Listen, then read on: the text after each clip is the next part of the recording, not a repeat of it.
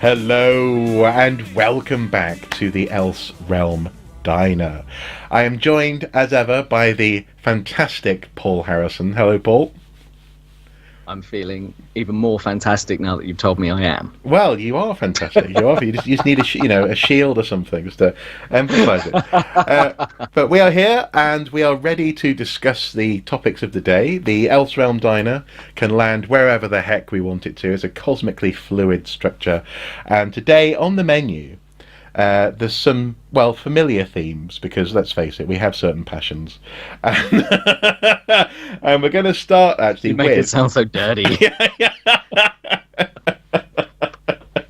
I have certain requirements. We're going to start with something that we couldn't finish talking about last time, and that is the Titans TV series on Netflix. And I've got to say, well, actually, I'm really glad that we did talk about it how we did, because I'm so pleased that it worked in that sense. This show worked on me, and it worked probably exactly the way that the showrunners intended it to work, I think. I think you're meant to have that fear and confusion, and every single episode wanting to know what's going to happen next, especially in this relationship between Bruce and Dick. You're like, what? As I was saying to you, what's going on? What's happened? How the hell has Dick Grayson ended up here?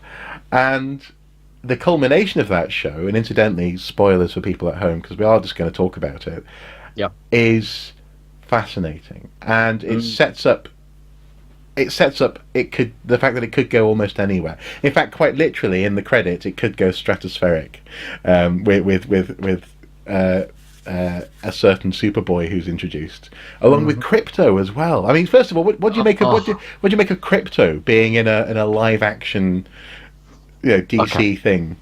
So, as a fan of the long-standing kind of Titans comic book series, obviously the first lineup didn't have Superboy, but I'm also a big fan of the Jeff Johns kind of do-over sequel, if you will, of the kind of mid 2000s, which famously features Superboy, and he's a really good element in that book. Yeah. So I like how it kind of blends both of those versions of the Titans. So seeing Superboy, in the mix, like he is in Young Justice, in fact, really worked for me. But for me, Crypto was like the cherry on the cake. I flipped out. I really did. I had a proper geek out moment when I saw Crypto being released, because it introduces such a wacky dynamic into what has been such a gritty show that I thought, you guys, you've got a plan here. Like, well, but also how?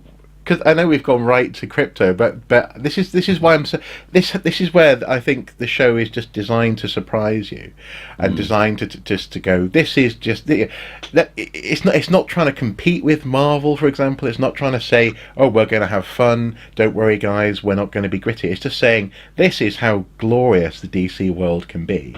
Yeah. Oh, and here's a dog that flies and has laser eyes. And. But I wonder where on earth can they how far can they take that without really making it ridiculous? Because actually interestingly enough, my first exposure to Superman, we've never talked about this, but my first ever exposure to Superman was through a VHS of shorts of the adventures of Superboy and Crypto, the Super Dog. Oh. Yeah, and what period is that from, that cartoon? I couldn't know. I wouldn't know. I mean, I'm guessing now, looking, thinking about my memories. I'm thinking maybe it was from the 70s or something. It wasn't. It wasn't a 90s cartoon in terms of its animation. It was very cheesy. It was very kind of like, and today, what will I like hear? Filmation style, exactly, like the Filmation did a version of Superman and Super Friends and stuff like that. Exactly. Yeah. Yeah. Very, very cheesy, but also just really good fun. I watched that videotape until basically it fell apart. But it was cheesy. It was massively cheesy, and I'm not sure that would work or fit with, or even be acceptable, frankly, to a mass audience on Netflix. So how far will they go with that?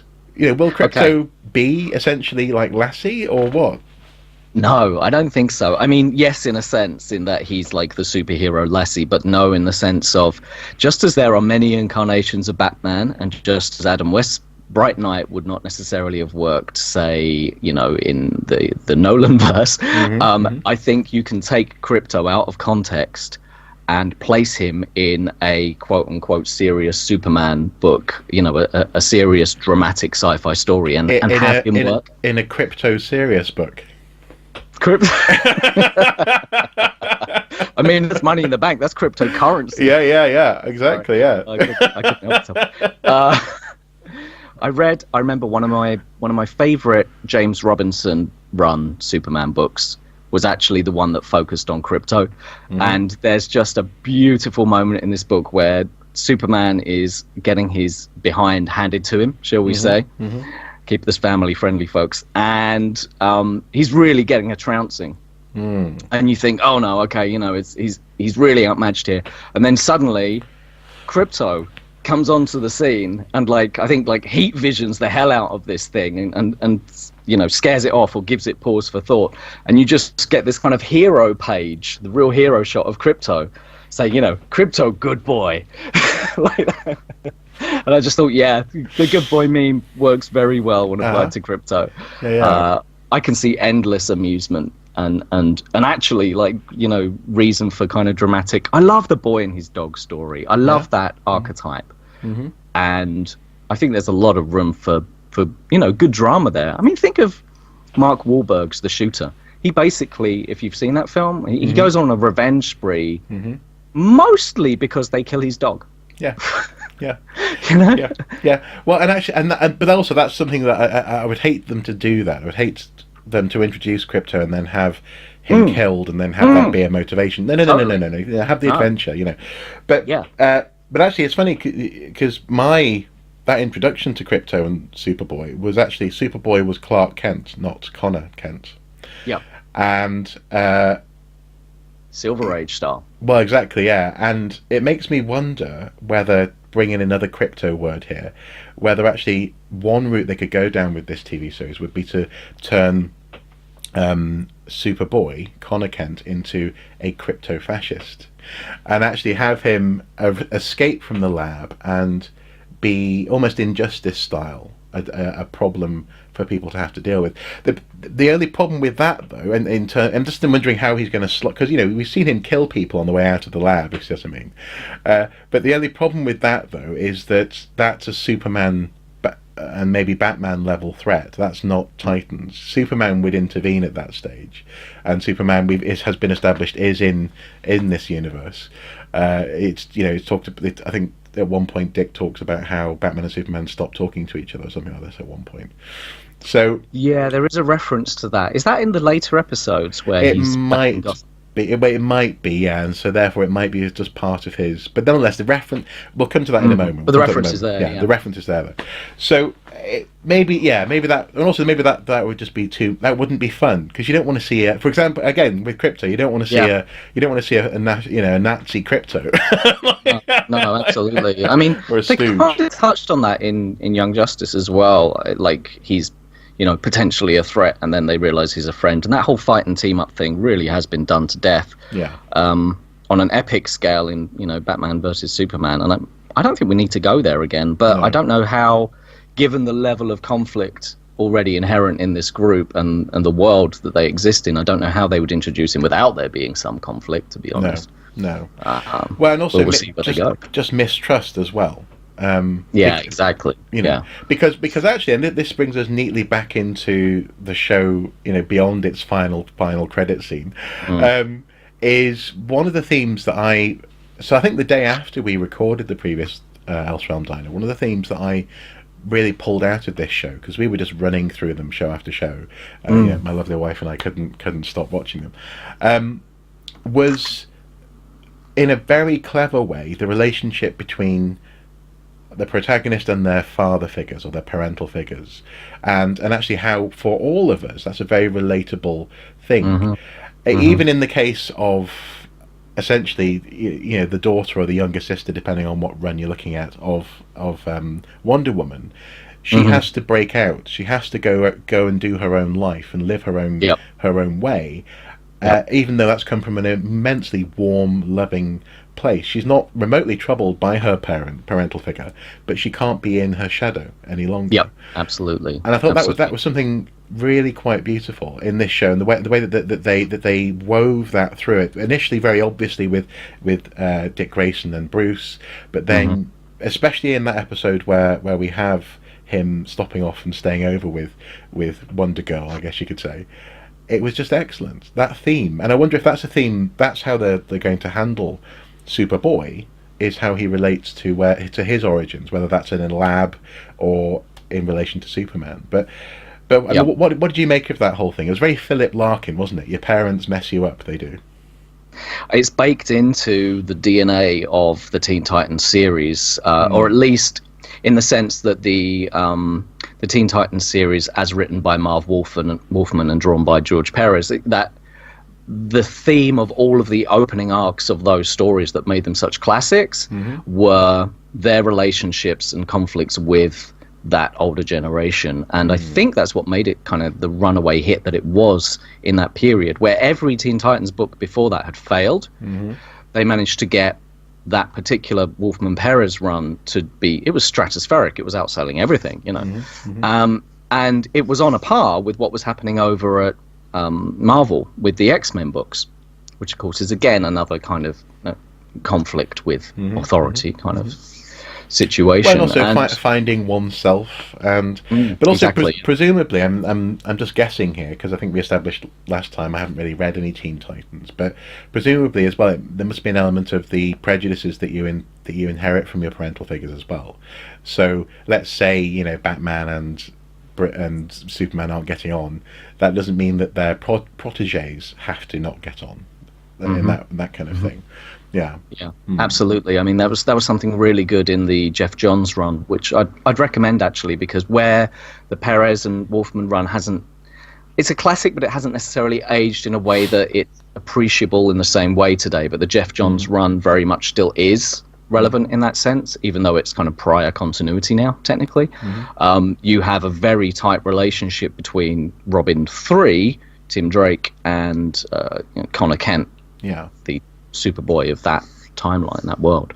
So and I liked that. I really dug that, because I mean, in that, spoilers for a comic from 10 years ago, that Superboy dies, and one of the closing shots of the Teen Titans book is Tim Drake going into his room in the Titans place and punching in a secret code, and basically you see this kind of evolution into his Batman side, where he goes into his own secret vault. He's got his own Robin cave below the Titans Tower, and he's trying to figure out how to clone Connor Kent and bring him back. And it's a real Batman Robin moment. Yeah. But also in that sense, again, it thematically really strong in so much as Bruce is not the guy to teach you how to get over your problems. He's not the guy to help you learn how to move on. Exactly. Not letting go, and that theme works so well in that book as well. Definitely recommend going back to read that. Well, in that sense, though, what do you just going into those final 2 episodes of the Titans show? And once again, definite spoilers. What do you carrying on those thematic ideas in terms of what you inherit from your parents and or your parental figures? What do you suppose Dick Grayson's fantasy, I suppose, because he is basically led down a path that he finds entirely believable. Of course, he's being manipulated by essentially a trans-dimensional demon into having this hallucination, but it doesn't take much to nudge him down a path where he truly believes that Bruce has gone too far. He's gone over the edge, and he started pushing everyone away from him, and he kills people, and Dick finds himself in a situation where he has to help the police take Bruce down. What do you think that says about the psychological aspects of the characters there? Well, I think you've kind of nailed it. Dick is in a place in his life where he believes anything is possible from Bruce, which at first seems weird and hokey. As you're watching the episode, you're like, this would never happen, you know, like he would never cross that line unless it's a Snyder movie.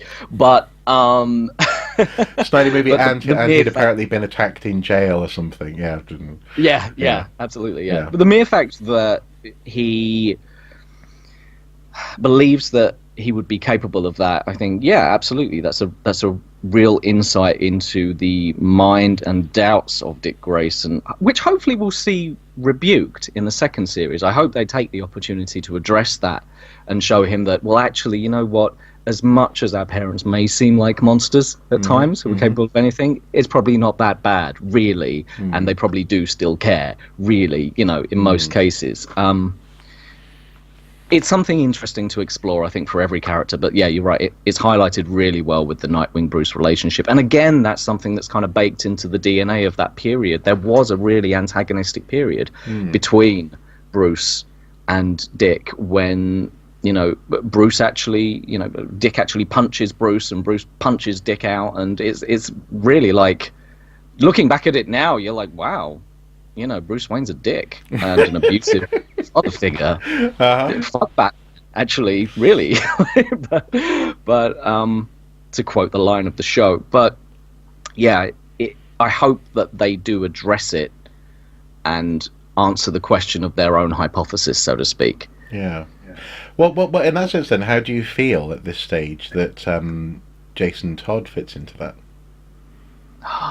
Because that was so interesting, wasn't it? Seeing Jason so good. Just an inch away from being a psychopath, if not already a psychopath, frankly. But pretty much. But also, it strongly indicates that Bruce somehow is blind to this, or he's got to a point where he doesn't particularly mind, or maybe they've had an argument with Dick. He can't actually find a way to be Batman without a Robin, so he brings in this Jason Todd character who really probably shouldn't be being trained by a world-class martial artist and detective.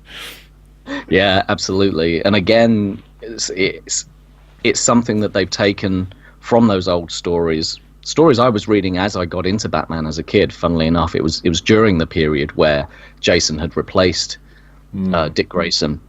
Now, Jason in those books wasn't as hard-boiled a psycho as he's portrayed in the show, and if I do have any problem with the show, it's that maybe they went a little too overt with him a little too quickly. Okay, yeah. Because it raises the question that you've rightly pointed out, that why would the greatest detective in the world not notice that? But equally, if they address that at some point, then maybe that's interesting. Yeah. But I, you know, he wasn't as much of a psycho in the books. He was a more sympathetic psycho, so to speak.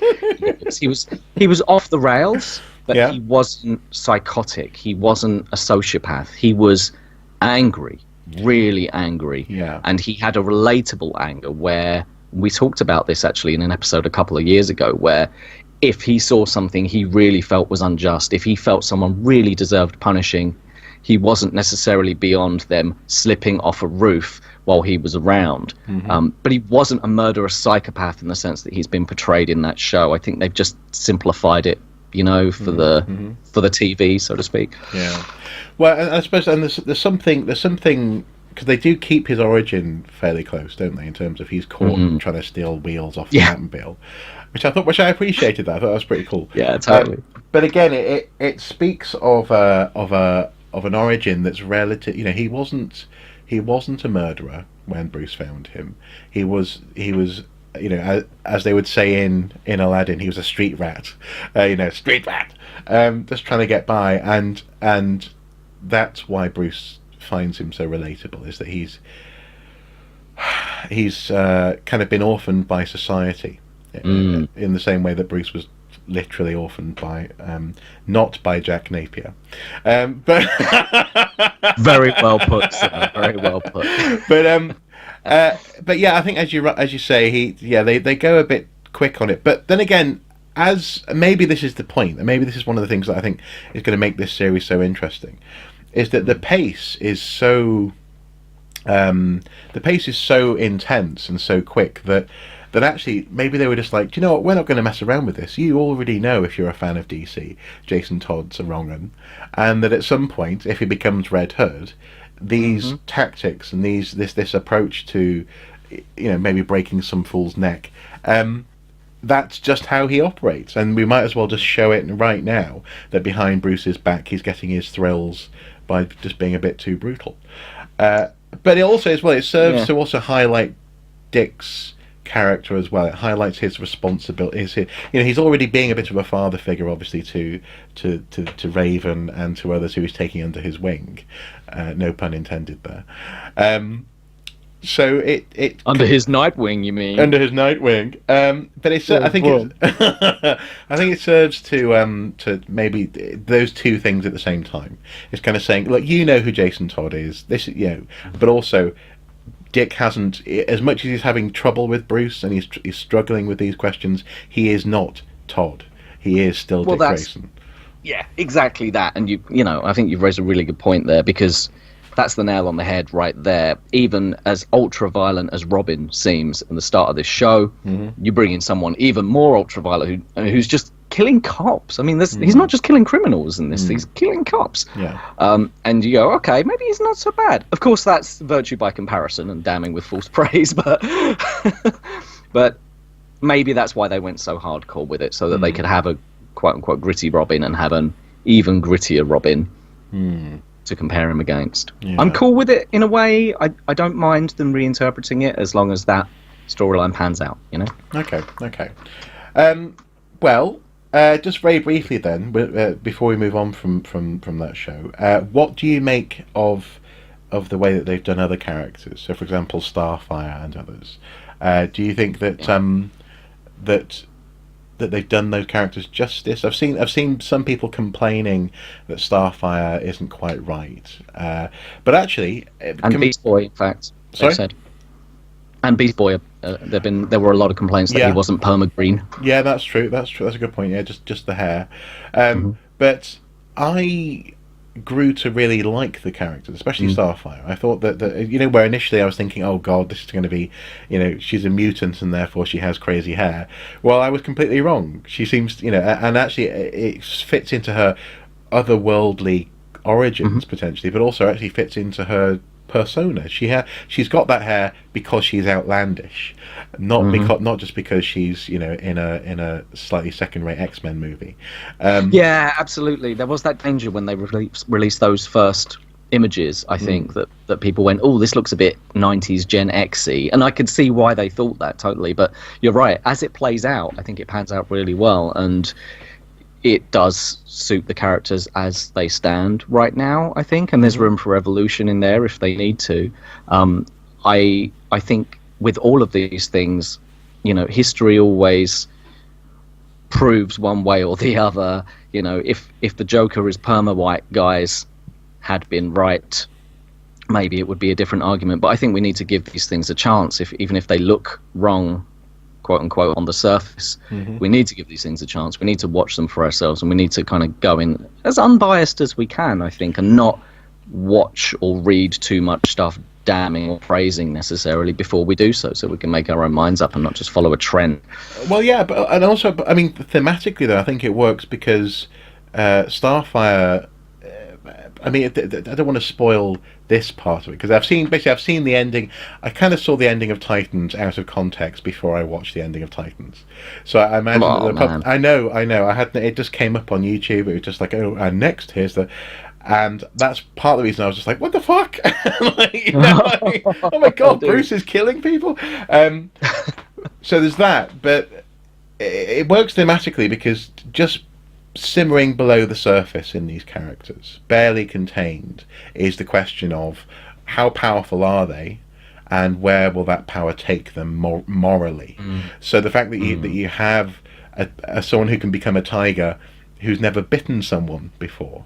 That's interesting. The fact that you have Starfire losing her memory, and that works because it helps you get to know and like the person before you go, oh, she is. But then to have her suddenly have a moment where she remembers exactly what her mission was, and it comes up to the surface, it boils out, and she can barely contain that power within. Again, it's almost a, I don't want to be all psychosexual, but it's almost a metaphor for, I suppose, puberty in that sense. I hate the word puberty, but it's a metaphor for the fact that what will you become psychologically, physically, biochemically, all that sort of stuff. And Yeah, I like it. I like it. yeah. But okay, we've done that to death now. I think we can move on. Anything? But I suppose any final things that really struck you about the series that I haven't touched on. Let me think about that for a second. I've already done my petitioning for Hawk and Dove to have their own show, because I think they're great characters, and I love the, like you said, kick-ass aspect of that. Yeah. I like the range of the show. I like how they've somehow made it work that there's street level, in addition to cosmic, without going to, in addition to mystical. Now, when I was learning script writing, there was something called too much mumbo jumbo, which was something that Blake Snyder put forward in Save the Cat, which was to say that, traditionally in the film world or TV world, you would lose the audience and their suspension of disbelief if you introduced one too many forms of mumbo jumbo. So if you had magic in a thing, you couldn't have sci-fi. If you had sci-fi in a thing, you couldn't have, et cetera, et cetera, et cetera. They've managed to blend every genre that these characters embody into one show. To my eye, seamlessly, it works. I didn't feel like I was pulled out of the narrative once, just by virtue of who these characters were and what they were. Now, I know that Marvel has done an awful lot to lay the groundwork for that, because but also Marvel in that sense took a decade to do it. Absolutely. Oh, the better part of a decade. But it helped prepare audiences for that idea, I think, that you can have more than one genre working together. You can put a character like Thor in a film with Iron Man, in a film with a super soldier, in a film with etc. Exactly, like you can mix those genres now more freely, and I think that's great, because I think that level of storytelling will break us out of some of those old tropes a little bit, and enable us to explore character irrespective of genre. So it's that thing we talked about, I think, a while back, when we were saying, what is the superhero genre now, and what does it really mean anymore? Because it's not one genre anymore, thank God. It's actually exploring characters and their own narratives, rather than just origin movie, sequel, and like, we've broken out of that Raimi Spider-Man trilogy kind of problem. Finally. Well, because also as well, actually, the Raimi Spider-Man trilogy demonstrated that there is an absolute limit to that, and the limit is all you can do is escalate. All you can do is throw in one too many villains, and then you've lost it. You're spinning too many plates, and you're not actually focusing on Peter Parker. And whereas, I think you're right. I think that's one of the great things that Titans has achieved, is they've just thrown it all in there confidently, competently, and in a way that as you say, at no point did you just go, I don't believe this at all. I mean, obviously, technically, you don't believe, it's not real. but it feels like it's all... What do you mean it's not real? It's all... Why are we spending so much time on it? Anyone would think we're idiots. It's all coherent, is I suppose what I'm getting at. And as you say, the fact that we can have those street level sort of vigilantes, and the cosmic, and the super wealthy vigilante, along with the introduction of the bubbling underneath the surface introduction of magic and otherworldly demons. It's an achievement, and I appreciate it. And also as well, what I find most impressive as well is that they didn't telegraph this. They just made it. They showed you a couple of pictures of the team, and then they just put it up there. There was no kind of like, this is our mission, this is what we're going to achieve with this show. They've just done it, and that's wonderful. And hopefully, actually, that attitude will bleed through into Shazam and beyond. And also, as you were saying last time with Aquaman, this sort of confidence and just running with it. Yeah, totally. Totally. Although that now actually acts as quite a good segue into this question of the broader DC movie universe, with the now formal announcement, I guess, or certainly formal retweet from the Batfleck. Yep. Batfleck. The Batfleck is no more, and this question of long live Batfleck. Well, long live Batfleck. This question of who will be the next Batman, and I mean, I know briefly it's just worthwhile saying that I don't think Affleck was given. He wasn't. It's unfortunate. He wasn't given enough, was he? No, And he really wasn't. and he was mistreated when it came to what I've seen of Justice. I know that Justice League. Sorry, I know that you've sent me a copy of that. I'll have to watch that at some point. Legal copy. A legal just copy, to be clear, entirely legal copy. Legal copy, yes, legal copy. Support the film industry. Yeah. I'll have to watch that, but obviously I have seen video essays talking about how he was mishandled, mistreated, and I mean, I'm really, really interested to hear your take on it. We'll save that for another episode, I guess. But once you've seen that, just your take on Batman alone, I'm curious to hear. And what they've done with him, yeah. What did they do to you? But we have here a link to a website, Screen Rant. We've chosen this particular article because it seems to have 15 interesting suggestions. So 16 interesting suggestions for Batman. Yeah. And we'll put the link below for people at home. They can, because Screen Rant can't count apparently. Apparently not. No. 15 plus 1. So 16. Carl Urban. What do you think? Love Carl Urban, loved Dredd, loved him in pretty much everything I've seen.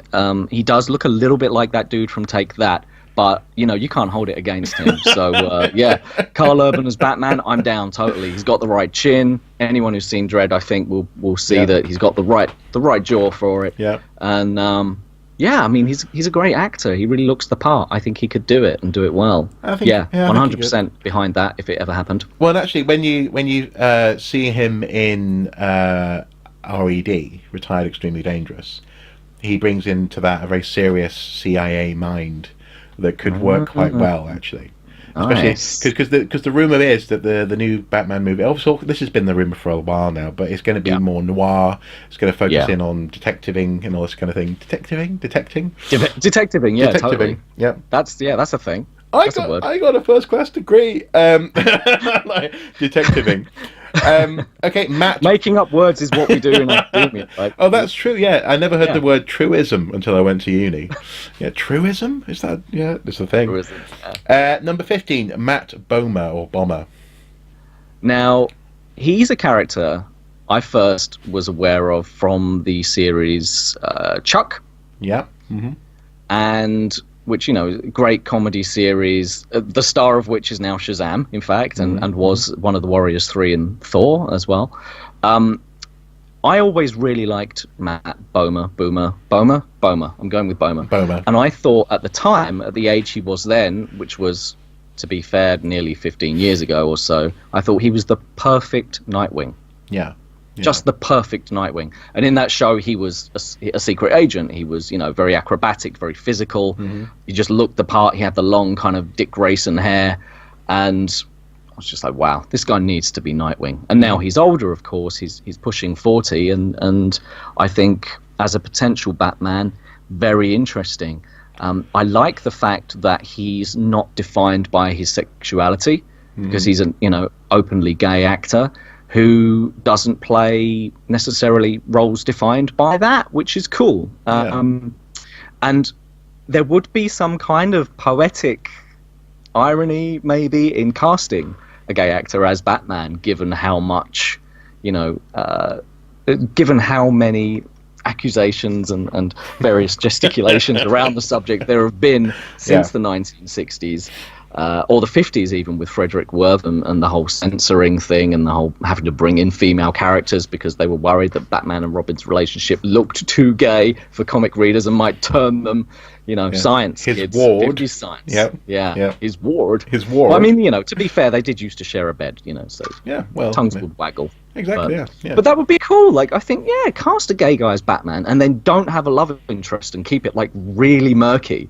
Yeah. Just never even refer to it, and people can be like, "Wow, whatever reading you want." But also as well, as you say, it would be interesting.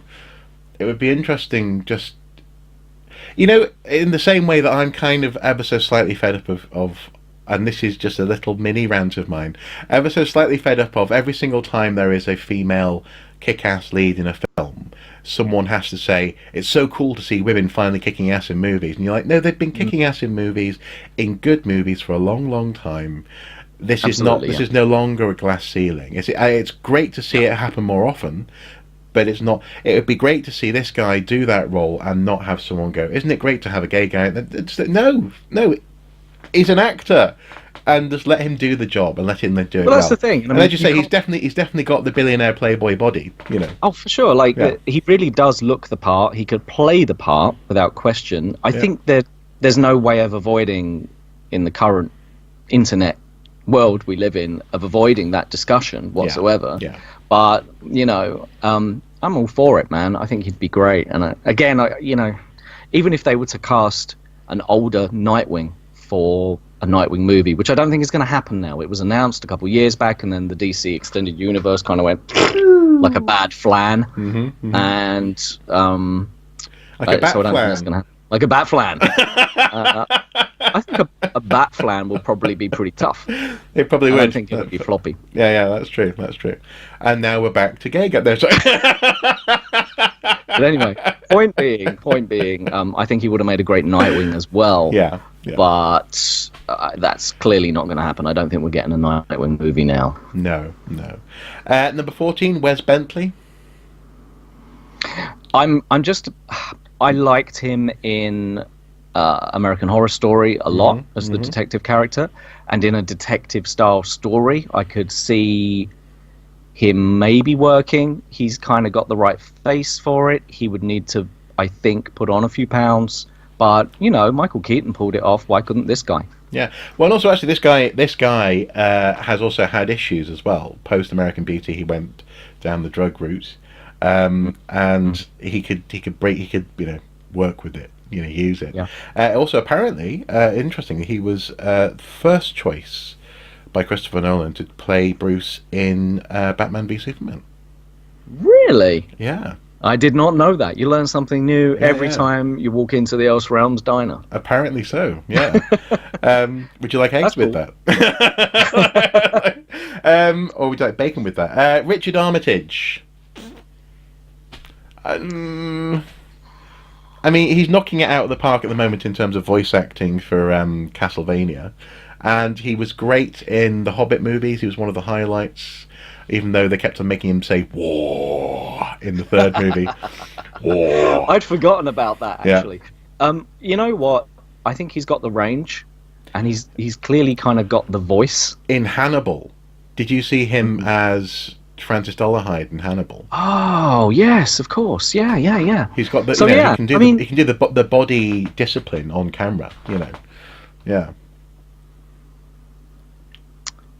It's possible, Yeah. I could see it.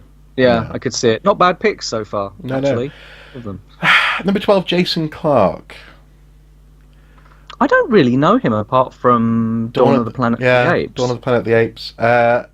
Terminator Genesis, he was John Connor / robot. See it.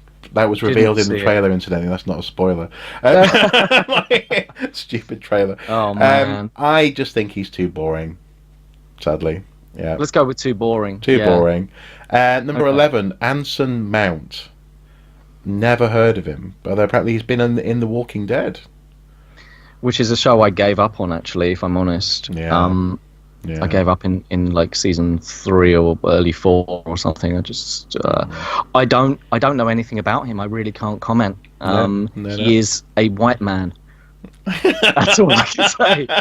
He's a white man, so maybe he could play Batman. Yeah. That's what most of these lists are. This guy's a white guy. He's a white man. And about 30 or 40. Now, actually, this is something that just before we started recording, you said, hold that thought. But I was lining them up for you, bro. Yeah, thank you. I was thinking before we started recording that it would be interesting to have an actor who is physically darker. Now, I'm not saying that simply to blandly be inclusive in that sense. I don't like inclusivity for the sake of it. But when there is no good reason to simply have a white Bruce Wayne, why not go with someone with a Filipino or a Spanish heritage, someone who could bring in a bit of that sort of Zorro kind of feel, someone who could. I want to be convinced, potentially, that Bruce can hunt men. I mean, and you talked about this in an episode a couple of years ago, where you said that I think when we were talking about how we first became aware of Batman, and you were fascinated by this notion of a hunter of man. And so far, some of these guys, they're just too clean cut. I don't believe, and that's not an aspersion upon the Hispanic community, but to have someone who just like a Javier Bardem, but a bit younger, come in and just be just dark and have that sort of have some of those passionate connotations that come with speaking another language. And there's nothing to say that the Waynes aren't from don't have a Hispanic background, apart from that terrible Elseworld story with Sir Gawain Dewayne in Scotland. I saw that book. I saw that book in an Oxfam the other day, and it was going for £35, and I thought, no, what? Yeah, no, I'm not going to pick that up.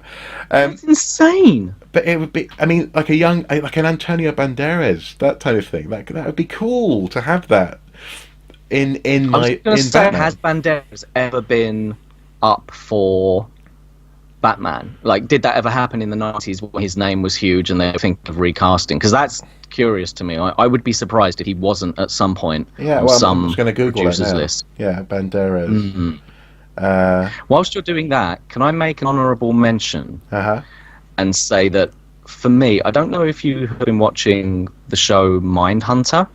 Yes. Yeah.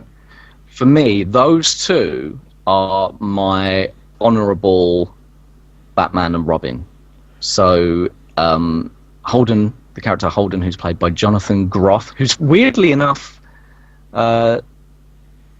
kind of does look a bit Dick Grayson-esque, actually. Yeah. Is the younger detective. He's really Robin-esque to me, as like the sidekick to the older detective. And I'm trying to figure out the name of the actor because it's totally slipped my mind. Actually, edit. Sadly, I can't actually find any information on whether or not Banderas has ever been considered for Batman. But crucially, Zorro was a key influence on Bob Kane and others. Obviously, Bob Kane wasn't the only person who invented Batman. Bob Kane and others when they created that character. So a bit of a vampire, a bit of Zorro. Again, it's speaking to that not entirely predictable upper middle class. Who are we kidding? High upper class, white guy in basically New York. Having someone who's just a bit darker, in terms of their character, would just be fascinating. And actually, in that sense, I mean, the next option, number 10, and we'll come back to your suggestions in a second. Number 10 is Michael C. Hall, and he has played Dexter. And so, in terms of darkness, that could be interesting, but I don't think he's quite my Batman, if that makes sense. I know what you mean. He was... I briefly thought when I started watching Dexter all those years ago, maybe, but I'm not sure, really. Well, maybe a version of one of the Rogues Gallery. I'm not just going to say Joker, because everyone says Joker, don't they? But maybe Zaz. That's interesting. Yeah. Having him. Yeah, that's interesting actually, and he's got the flexibility to play. To be honest, he's got the flexibility to play the Joker because he played Bowie on stage and was apparently amazing in the play Lazarus. Yeah. And I think with someone like that, if you put him in the shoes of a villain, you could have a Joker, you could have a Riddler quite easily out of him. Actually, but I think specifically Zaz would be cool because you've got the mental connotations of Dexter with knives and things, but also one of the reasons why he's so great as Dexter is because he wears his face is his mask. He hides behind being bland and middle of the road, and Zaz, in his criticism of society as being zombies who follow mindlessly along predetermined pathways that blah blah blah. You know, he's he's got a psychosis, but it's all to do with a disconnect between the niceness of the face and what's happening inside. And I think Zaz could be really nice for Michael C. Hall, but and he looks like the character as portrayed by Norm Brayfogle, rest in peace, one of my favorite Batman artists. As he was introduced into those comics in the late 80s, actually, he looks like without being able to see the scarification, he looks like a normal kind of blonde-haired, clean-cut dude who just does these horrific things. So I think you've hit the nail on the head there with that contrast. And I'd really like to see a character like Zaz elevated into a movie, into the upper echelons of the Bat kind of canon. That would be great. Well, actually, Zaz would be a perfect fit for a crime noir as well. Yeah. But I wonder if they'll do that. If they do that, I'll be so impressed. And frankly, Warner if they Brothers, do that, we're here if you need us. Yeah, exactly. Yeah, people. Yeah, credit us. Have you got? Did you get your names there? The list of names. Number 9 is Carl Chandler, who. Oh no! From Mindhunter. Oh, Mindhunter. Yeah. No. Okay. Hang on a minute. I can do this. I've got the magic of Google now, here. One of those actors, because that was a show that was produced by Fincher. Yes. One of those actors was the lieutenant to Brad Pitt's Tyler Durden in Fight Club. Yes, he was. And he was excellent in that, but because he had that sort of slightly Holt McCallany. There you go. There you go. I like Holt that. McCallany. I edged us along there until you got that Google result. Until I got there. Minimize on that editing time. But exactly. I do not want to have to edit this. Too much. But I like the way that he there's something about his. If this makes any sense at all, head-neck-body relationship that feels very much like it could be a slightly stockier, slightly more sort of Dark Knight Returns Batman, or if people don't want to go down that route because of the bad taste that Batfleck's left in their mouths, just a Batman who's a bit more like a classic weightlifter, a bit of a no-neck. But again, would that entirely fit in with this new vision? I don't know. Kyle Chandler, as you say. An actor who can't be pigeonholed. Let's see. Blah blah blah. Oh, King Kong. I've seen him in King Kong. He was pretty good in King Kong, actually. He was the guy who's playing the lead in Jack Black's movie in King Kong, and he threw it in, and he sort of comes out to himself. You think he's going to be a total douche, and actually he's not too bad as a human being in that. But I'm not sure. I don't know. I'm not sure about him. But Colin Farrell for Batman? No. And actually, no. I'm not. I don't even want to get into it. I'm just no. No. Although Phone Booth, that's a pretty good movie. Don't know if you've seen that. That is a great movie. It's a great movie. Yeah. But Farrell to me just doesn't and can't embody the things that I associate with Batman. That's not to say there's not a valid interpretation in there somewhere. And I'm sure actually if given the chance he could pull it off because he's a decent actor. Yeah. He's got chops, but I don't want to see that Batman. No. But also I don't need it. Also as well, frankly, just from a studio perspective, you're not going to hire Colin Farrell after you've been struggling with Affleck and drinking. No way. It's just not going to happen. Eric Bana, more like. See, I quite like him, and I haven't seen Ang Lee's Hulk, to be fair, so I don't know about that. Yeah, I own it, and I've never gotten around to it because everyone goes, "Oh, it's terrible." No. It's not terrible. It's worth watching. It's not terrible. It's not. Breaking news. It's not terrible. It is as a film from that time and place. Yeah. When they're trying to figure out how to make a comic book movie, it's an interesting experiment. Okay. So 2003. It's worth watching. So yeah. So you got Fantastic Four around the corner and all that sort of stuff, and Silver Surfer. Watch it. Give it a watch. Give it a watch. We'll talk about it. Okay. He did Black Hawk Down. That's pretty good. Time Traveler's Wife. Again, he's pretty good in that. maybe it's a bit harsh of me to say Eric Bernal. Sorry, but he kind of reminds me, and he's always reminded me a little bit of Hugh Jackman. And Hugh Jackman proved that you can take someone who doesn't necessarily seem like they should work in a role and then be fantastic at it. Yeah. Hugh Jackman is very tall. He's quite smooth, really, as guys go. He's all singing, all dancing, and yet put some mutton chops on the guy, and he turned out to be a perfect Wolverine for like 15 years. Mutton chops and big veins, just big veins. Yeah, big veins. Big veins. Bit of the old going in the gym. I think bit of that.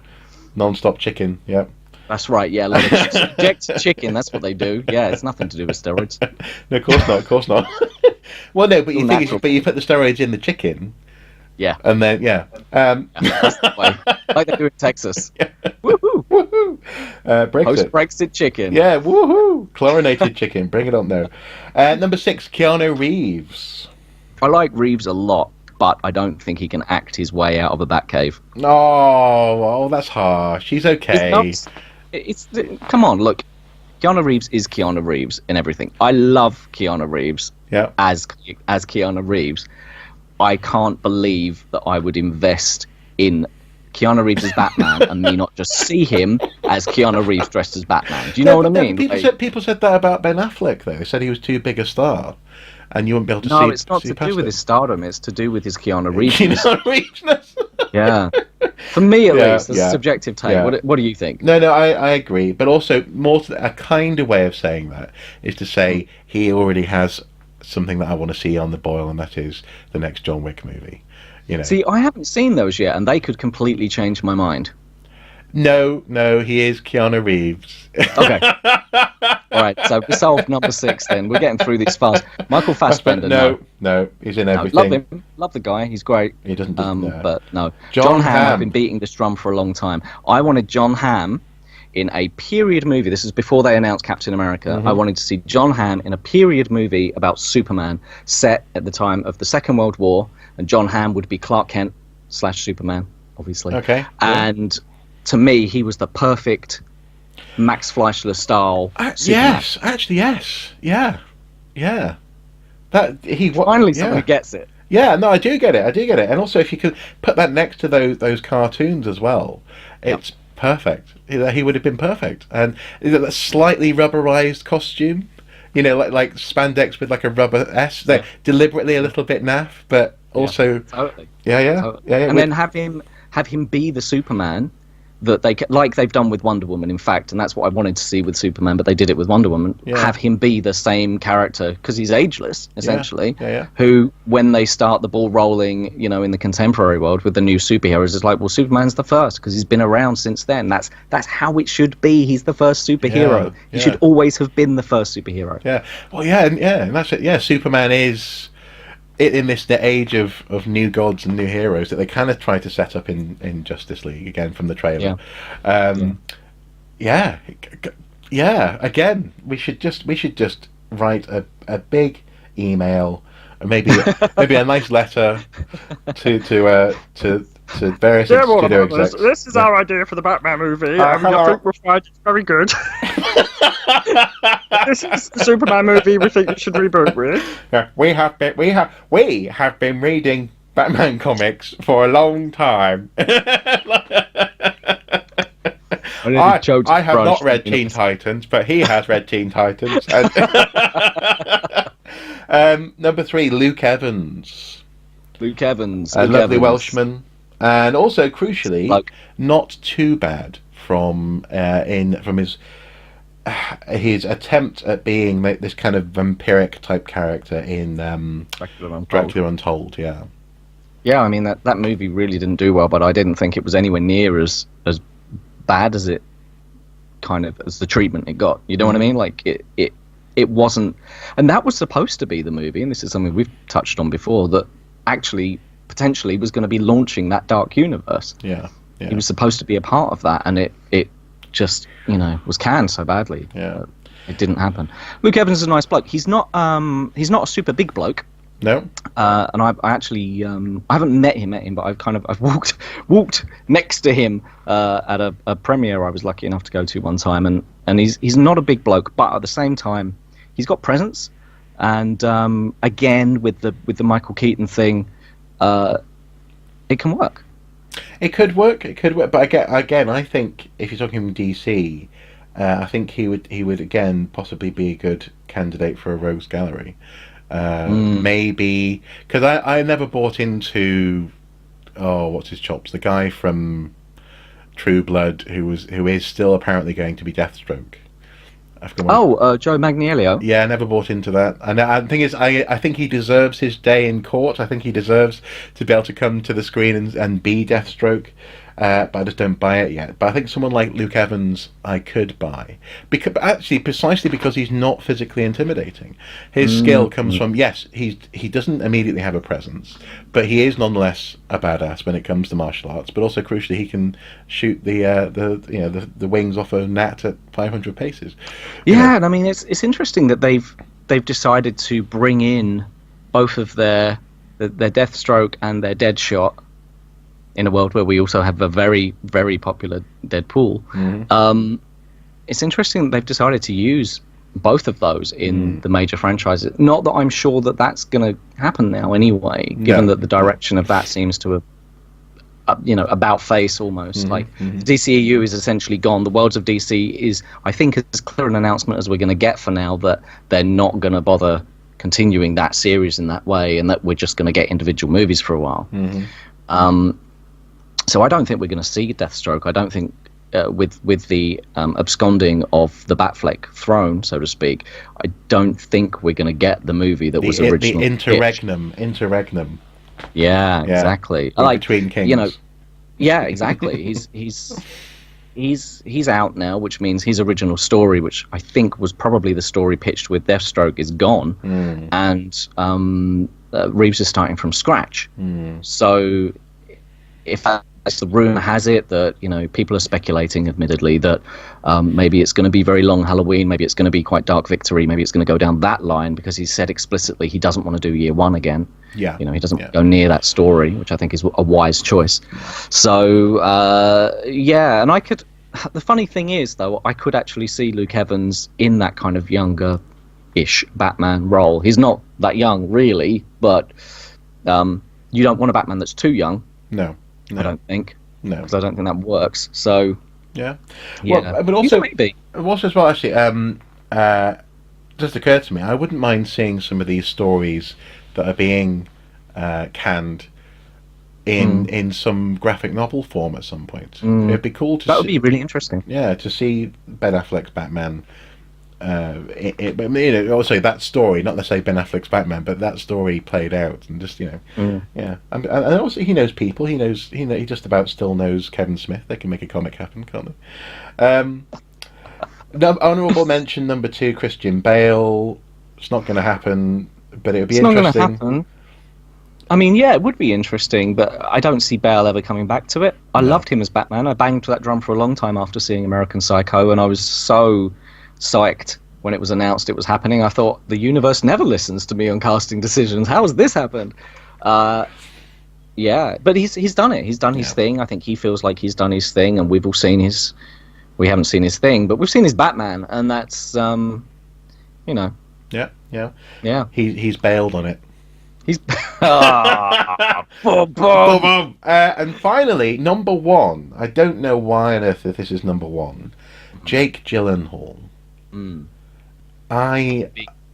He's been the lead for a long time. I don't understand that. I just don't. No?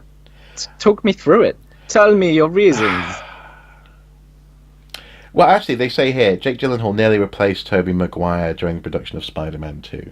And that's exactly what I'm getting at. It's that sort of quality that he has. And I know he's been working on it.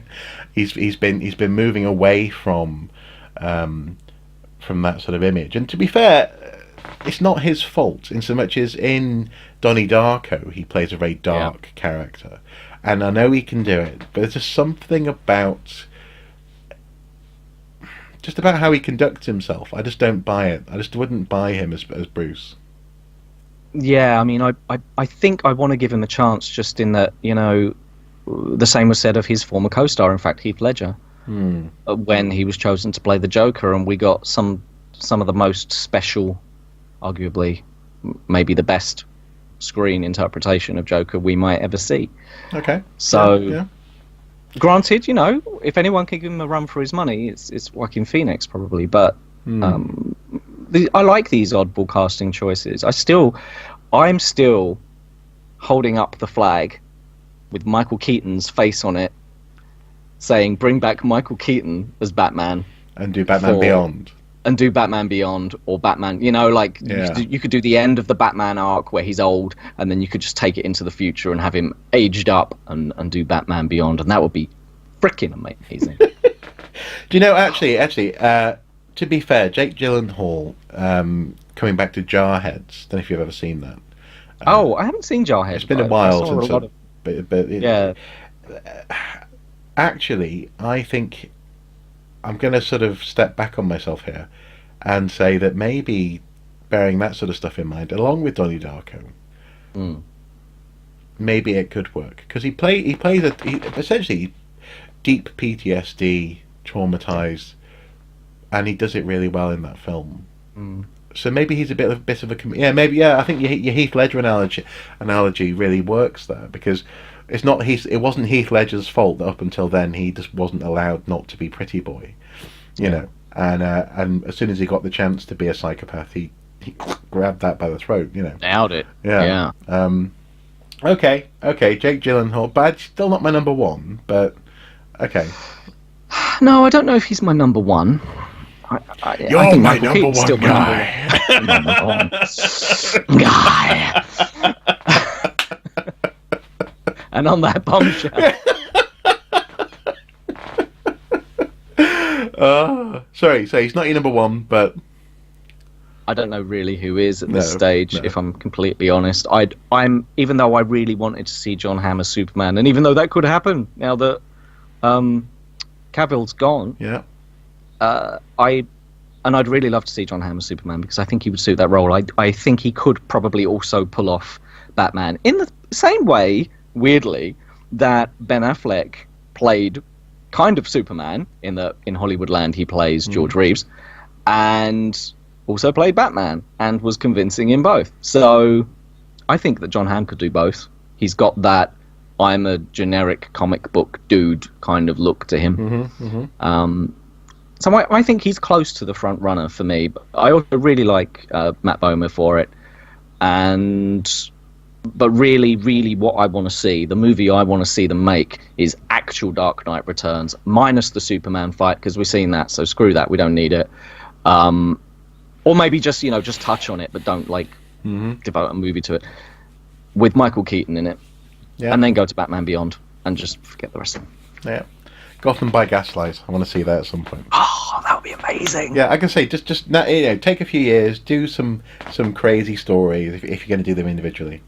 I'd love to see. That's a great idea, because you could have multiple Batman then. Yeah. You could actually have a public audition for who's going to be Batman. Can you? You could, and depending on what people think of their different performances, But also, actually, some of these guys. So, like Luke Evans as a Victorian Batman, that could be cool. Oh, that's nice. I like that a lot. That really works. Yeah. Right then, you and I are both on a bit of a timed schedule today, so we're gonna have to bring it to a close. But one thing that we were going to talk about, unfairly somewhat, because you haven't seen it yet, was Umbrella Academy. And so what I'm going to do, I'm going to give you some homework, and next time let's talk about Umbrella Academy. Sounds good. Okay, cool. Yep. Dark Horse Comics, very, very cool. And again, something that we just couldn't stop watching, precisely because it's benefiting from that sort of post Marvel legwork. They're not having to explain what a comic book world is. They're just telling a story, and it's great. What a time to be alive, Mark. Yeah. What a time to be alive. It's a great time to be alive. Great time to be alive. Well, apart from obviously the chlorinated chickens, and apart from everything else in the world. Yeah. Apart from the fact that today it's a 20 degrees in February. Yeah. Apart from that. Apart from the world is dying and and politics is crazy and everything is wrong. Apart from everything like that, Apart from that, what a wonderful time to be alive and adore right now. Just plug the in. need for escapism is strong. Right, on that note, I'm going to let you escape. Thank you for your time, and I'll catch you next time. Bye-bye. And, well, bye-bye everyone at home. Bye-bye. See you later.